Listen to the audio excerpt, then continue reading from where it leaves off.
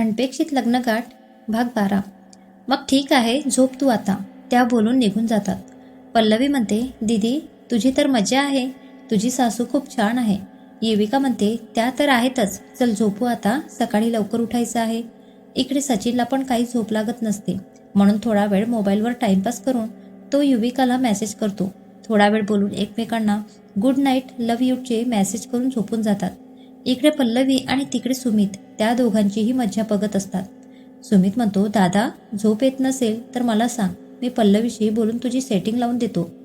सचिन त्याच्यावर उशी फेकून मारतो आणि बोलतो, झोपतोस का आता? आला मोठा सेटिंग लावून देणारा. मी काय तुझ्या कॉलेजमध्ये आहे का? आजकाल तर भलाईचा जमानाच नाही. कोणाला मदत करावी म्हटलं तर आपल्यालाच उलट ऐकायला लागतो. बोलून सुमित पण झोपतो. सकाळी लवकर उठून आधी हळद उतरवण्याचा कार्यक्रम होतो, मग कंकण सोडवलं जातं आणि अंगठीचा खेळ चालू करतात. सचिन स्वतः तर अंगठी शोधत नसतो, पण युविकाचा हात मध्ये मध्ये पकडून तिला पण शोधून देत नसतो. माया म्हणते, सचिन लवकर शोध, नाहीतर नेहमी युविकाचं ऐकावं लागेल. पल्लवी म्हणते, अगं दीदी लवकर शोध, जिंकायचं आहे ना तुला. सुमित म्हणतो, अगं वहिनींना काय बोलतेस, तुझ्या जिजूंना सांग आधी, तरच वहिनी जिंकेल ना. सुमित सगळ्यांचं व्हिडिओ बनवत बोलत असतो. त्याच्या बोलण्यावर युविका सचिनकडे बघते आणि तो लगेच तिचा हात सोडून देतो आणि युविका लगेच अंगठी बाहेर काढते. चला, हा खेळ तर युविका जिंकली, आता पुढचा कोण जिंकतं बघू, सुमितची आई बोलते आणि त्याला पुढचा खेळ सांगायला लागतात. हा खायचा पान आहे, एकाने तोंडात पकडायचा आणि दुसऱ्याने हात न लावता तोंडानेच तोडायचा. युविका लगेच सचिनकडे बघते. तिला आधीच खूप एम्बॅरेसिंग वाटत असतं आणि नंतर ती पल्लवीकडे बघते आणि काय आहे हे नजरेनेच बोलते. बाकी सगळे तर मस्त हसत असतात. सचिनला पण थोडं ऑकवर्ड वाटत म्हणून तो लगेच बोलतो. सचिन म्हणतो, काकी असं कुठे असतं का? सुमित म्हणतो, काय दादा, घरचे मोठेच तुला एवढा भारी चान्स देत आहेत आणि तू काय बोलतोयस? मग काय, खेळ तर खेळायचा असतो. पहिलं युविका पान तोडत पकडते. दोघांना पण थोडं ऑकवर्ड वाटत असतं. सचिन 2 वेळा ट्राय करतो, पण त्याला काही जमत नाही, म्हणून तो एकदा युविकाकडे बघतो. ती त्याला डोळ्यांनीच सांगते, just relax and try it again. ह्यावेळी मात्र तो पण लगेच पान तोडतो. बाकी सगळे त्याची मज्जा घेत असतात आणि सुमित तर व्हिडिओ बनवताना मध्ये मध्ये कमेंट करत असतो. आता युविकाचा नंबर असतो. ती लगेच तो पान तोडते, कारण तिला हे सगळं लवकर संपवायचं जे असतं. हे सगळं आवरून झाल्यावर युविकाला आणि सचिनला तयार व्हायला पाठवतात. बाकी सगळे पूजेच्या तयारीला लागतात. दुपारी पूजा होते.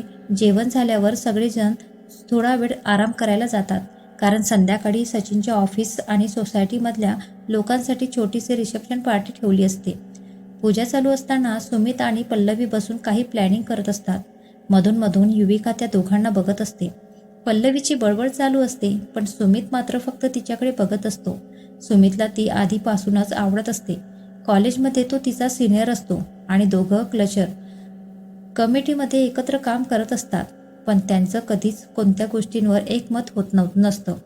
रूममध्ये गेल्यावर युविका पल्लवीला विचारते, काय खिचडी पकवताय दोघं मिळून? पल्लवी म्हणते, कशाबद्दल बोलतेस तू? युविका म्हणते, अगं तू आणि सुमित काय प्लॅन चालू आहे? पल्लवी म्हणते, काही नाही, बस संध्याकाळची प्लॅनिंग.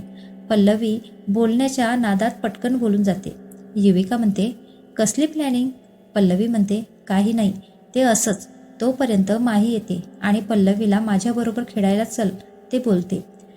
युविकाच्या प्रश्नांपासून वाचायला ती पण लगेच तिच्या बरोबर निघून जाते. त्या दोघी गेल्यावर युविका बसून मोबाईल चेक करत असते. तेवढ्याच सचिन तिथे येतो. सचिन म्हणतो, हाय, येऊ का? युविका म्हणते, हो ये ना, काही काम होतं का? ती लगेच उभी राहून विचारते. सचिन म्हणतो, काही काम नसेल तर बायकोला भेटू शकत नाही का? युविका म्हणते, तसं नाही, ते मी युविकाला काय बोलाव सुचत नाही. सचिन म्हणतो, बरं झालं आठवण करून दिली तू, एक काम होतं तुझ्याकडे. युविका म्हणते, कोणतं? सचिन म्हणतो, ते माझं गिफ्ट बाकी होतं ना, ते घ्यायला आलं होतं. युविका म्हणते, कोणतं गिफ्ट? त्याच्यापासून थोडं मागे जात सचिन म्हणतो, तुला आठवत नाही का? मग मागे कुठे चाललीस? तिच्या जवळ येत बोलतो. तोपर्यंत युविका मागे असलेल्या कपाटाला जाऊन टेकते. आता कुठे जाणार? मग तिच्या एकदम जवळ येऊन दोन्ही हात कपाटाला टेकून सचिन तिला बोलतो. ती त्याच्याकडे बघत असते. आठवलं का आता? तिच्या गालावर आलेले केस बाजूला करून बोलतो. तरी पण ती त्याच्याकडे बघून मानेने नाही बोलते. मग सचिन तिच्या अजून जवळ जातो. तोपर्यंत पल्लवीला आवाज देत सुमित आतमध्ये येतो. त्याच्या आवाजाने सचिन युविकापासून थोडा लांब होतो आणि युविका लाजून इकडे तिकडे बघत असते. सुमित म्हणतो, सॉरी, तुम्हाला डिस्टर्ब करण्याचा काही प्लॅन नव्हता, पण दादा, इथे जो दरवाजा आहे ना, त्याचा पण वापर करावा माणसाने. सचिन म्हणतो, दरवाजा बंद करायला मी काही करत नाही आहे. तिला हे कपाट उघडत नव्हतं म्हणून मी उघडून देत होतो. तोपर्यंत पल्लवी तिथे येते. झाला का तुमचं खेळून? हा बघ, तुला शोधतोय सचिन लगेच, पल्लवीला बोलतो.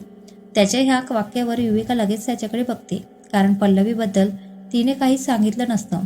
तिच्याकडे बघितल्यावर त्यालाही हे लक्षात येतं तो काय बोलला आहे ते, कारण त्यानेच माहीला पल्लवी बरोबर खेळायला सांगितलं असतं. अरे पण तुम्ही दोघं पण इथे काही काम होतं का? पल्लवी विचारते. सुमित म्हणतो, ते दादा वहिनीला कपाट उघडायला मदत करायला आला होता आणि मी तुला शोधायला. पल्लवी म्हणते, मला का शोधत होतास? चल, एक काम आहे, बोलून पल्लवीला बाहेर घेऊन जातो आणि जाताना सचिनला डोळा मारून दरवाजा लावून घेतो. मग सचिन लगेच कपाट उघडायला जातो, तर युविका थोडी घाबरून आधीच त्याच्यापासून लांब होते. तो कपाटातून एक बॅग काढतो आणि तिला बेडवर बसवून तिच्या हातात देतो.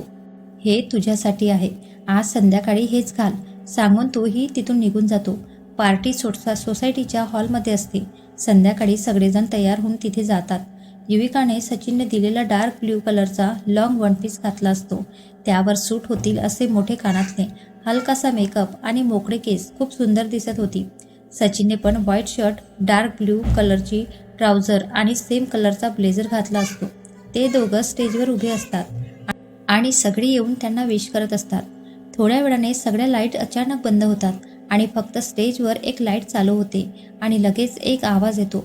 Today we all are here to wish and congratulation over newly married couple Yuvika and Sachin. So here we are doing one surprise performance for them and we also request you all to enjoy the performance of their journey start to now. सगळ्यांना त्यांचा performance खूप आवडतो. सगळे टाळ्या वाजवून त्यांचं कौतुक करतात. सुमित मात्र पल्लवीबरोबर डान्स करूनच खूप खुश असतो.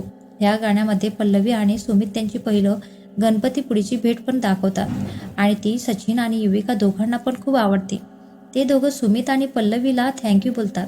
नंतर सुमित आणि पल्लवी त्या दोघांना पण ते स्टेजवर घेऊन जातात आणि त्यांनाही डान्स करायला सांगतात आणि त्यांच्यासाठी गाणं चालू होतं. दुसऱ्या दिवशी सकाळी युविका सगळ्यांसाठी नाश्ता बनवते. पहिल्यांदा काहीतरी बनवणार, मग ते काहीतरी गोड असावं म्हणून ती शिरा बनवते. सगळेजण नाश्ता करून खुश होतात, कारण तिने खूप सुंदर शिरा बनवला असतो. नंतर सगळे लवकर आवरून परत ठाण्याला जातात, कारण संध्याकाळी युविकाच्या घरी 5 परतवणीचा कार्यक्रम असतो. तिथला कार्यक्रम पण मस्त सगळे एन्जॉय करतात. अमित आणि माया माहीला घेऊन लवकर घरी येतात. थोडा वेळ गप्पा मारून बाकी सगळेजण पण निघून जातात. सुमित आणि काका काकी मायाच्या घरी जाणार असतात म्हणून ते वेगळ्या गाडीतून जातात आणि सचिन, युविका आणि आई बाबा एकत्र घरी यायला निघतात.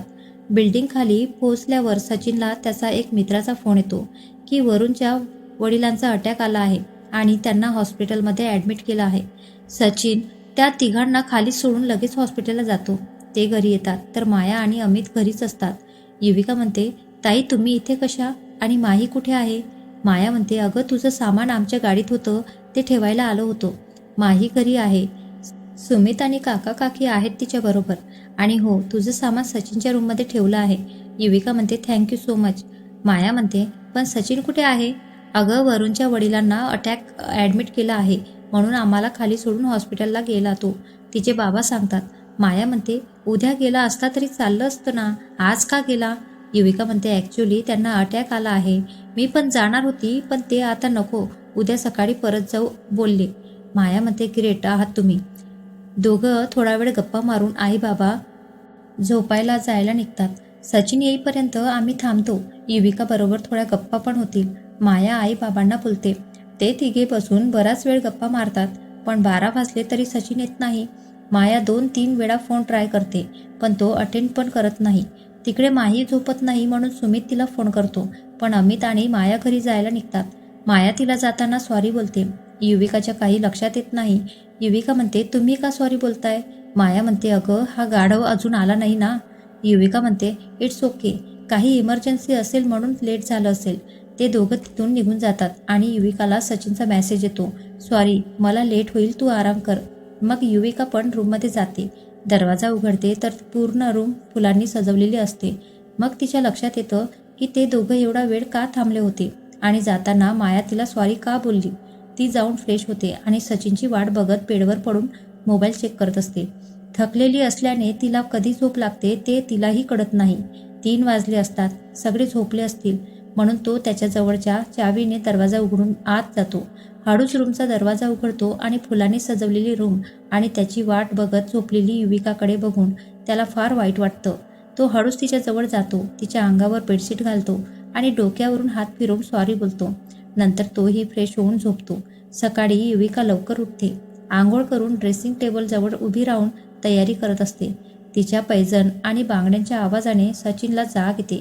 सिंपल ब्ल्यू कलरची साडी, कपाळावर छोटीशी टिकली, कोणताही मेकअप न करता पण ती खूप छान दिसत असते. केस धुतल्यामुळे ते पुसत ती उभी असते. सचिन बराच वेळ तिला बघत असतो, पण तिचं लक्ष नसतं. तिला असं तयार होताना पाहून न राहून सचिन तिच्याजवळ जाऊन तिला मागून मिठी मारतो. तशी ती थोडी घाबरते आणि सचिनला पाहून लाजते. सचिन म्हणतो, सॉरी काल थोडं जास्तच लेट झालं. युविका म्हणते, हॉस्पिटलमध्ये असणं जास्त इम्पॉर्टंट होतं, मग सॉरी कशासाठी. सचिन म्हणतो, हे सगळं पाहून तर वाटतं आहे इथे असणं पण तेवढंच इम्पॉर्टंट होतं. लगेच तिच्या मानेवरचे केस बाजूला करून मानेवर किस करतो. ती लगेच त्याच्यापासून लांब जाण्याचा प्रयत्न करते, पण तो तिला त्याच्याकडे टर्न करून अजून घट्ट पकडतो आणि तिच्या गालावर आलेले केस बाजूला करतो. ती त्याच्या डोळ्यात बघत असते. तो आता तिचा एवढा जवळ असतो की तिला त्याचा श्वास पण जाणवत असतो, म्हणून ती लगेच डोळे बंद करते. तो तिच्याकडे बघतच तिच्या कपाळावर किस करतो आणि तेवढ्यात तिचा मोबाईल वाजतो. तशी ती लगेच त्याच्यापासून बाजूला होते आणि मोबाईल घ्यायला जाते. सचिन म्हणतो, ह्या फोनचं काहीतरी करायला पाहिजे. नेहमीच चुकीच्या टायमाला वाजतो आणि एवढ्या सकाळी कोण फोन करतं यार. थोडा चिडून एखाद्या लहान मुलासारखा बोलतो. त्याच्याकडे बघून युविकाला हसायला येतं. ती फोन बंद करते आणि दरवाजाकडे जात त्याला बोलते, फोन नाही अलार्म होता, 7 वाजले आहेत. ती घड्याळकडे बोट दाखवून बोलते आणि लगेच बाहेर जाऊन दरवाजा ओढून घेते. आता मात्र सचिनचा चेहरा बघण्यासारखा असतो आणि तो तसाच पाय आपटत बेडवर जाऊन झोपतो. पडायचं आहे ना तुला, पड, बघू अजून किती वेळ पडणार आहेस ते बघतो मी पण, स्वतःशीच बोलून परत अंगावर घेऊन झोपतो. आजचा हा भाग खूप छोटा होता, त्यासाठी सॉरी. बट तुम्हाला आजचा हा भाग कसा वाटला मला कळवा.